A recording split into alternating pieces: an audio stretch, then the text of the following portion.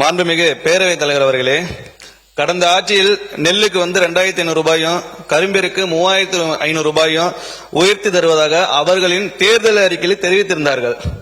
எனினும் கடந்த 5 ஆண்டுகால ஆட்சியில் நெல் மற்றும் கரும்பிற்கான ஊக்கத்தொகையினை அவர்கள் தேர்தல் அறிக்கையில் தெரிவித்தவாறு ஒரே ஆண்டில மட்டும் அவங்க உயர்த்தவே இல்லை.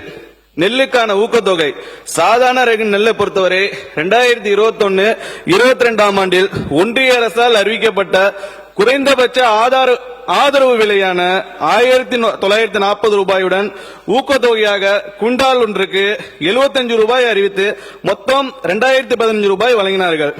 அதே 2022-23 ஆண்டில் ஊக்கத்தொகை எதுவுமே அவங்க உயர்த்தவும் இல்ல.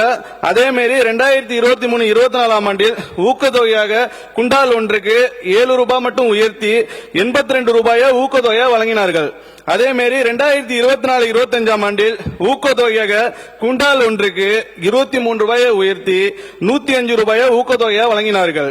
2025-26 ஆண்டில் ஊக்கத்தொகையாக குண்டால் ஒன்றுக்கு 26 ரூபாய் உயர்த்தி 131 ரூபாயாக ஊக்கத்தொகை வழங்கப்பட்டது.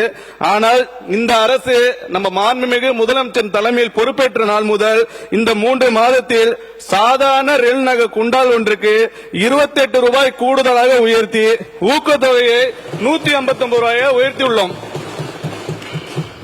இதன் மூலம் விவசாயிகள் ஒரு குண்டால் ஒன்றுக்கு சாதாரண ரக நெல்லுக்கு ரூபாய் 2500 ரூபாய் இப்ப பெறுவார்கள். சன்ன ரக நெல்லை பொறுத்தவரை 2021-22 ஆண்டில் ஒன்றிய அரசால் அறிவிக்கப்பட்ட குறைந்தபட்ச ஆதரவு விலையான 1960 ரூபாயுடன் ஊக்கத்தொகையாக குண்டால் ஒன்றுக்கு 100 ரூபாய் அறிவித்து மொத்தம் 2060 ரூபாய் வழங்கினார்கள்.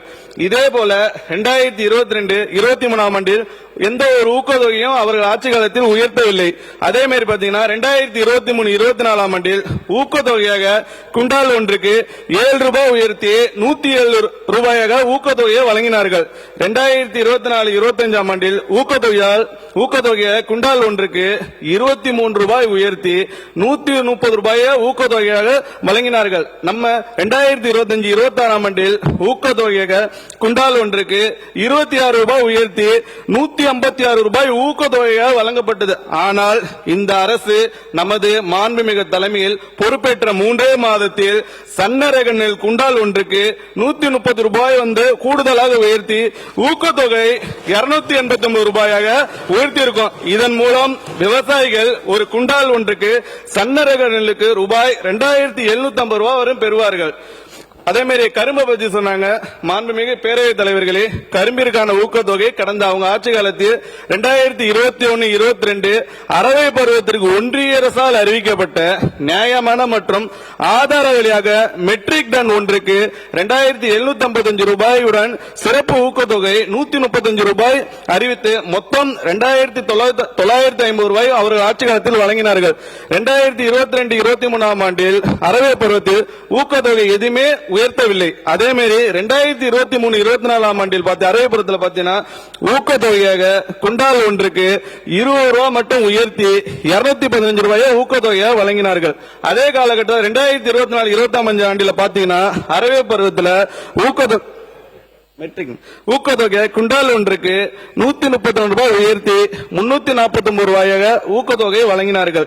2025-26 அரவை பருவத்திற்கு ஒன்றிய அரசால் அறிவிக்கப்பட்ட நியாயமான மற்றும் ஆதாய விலைய மெட்ரிக் டன் ஒன்றுக்கு 3290 ரூபாய் 50 காசுடன் சிறப்பு ஊக்கத்தொகை முதல் ஆண்டிலே கூடுதலாக 360 ரூபாய் 50 காசுடன் சேர்த்து சிறப்பு ஊக்கத்தொகை 709 ரூபாய் 50 காசாக உயர்த்தப்பட்டுள்ளது.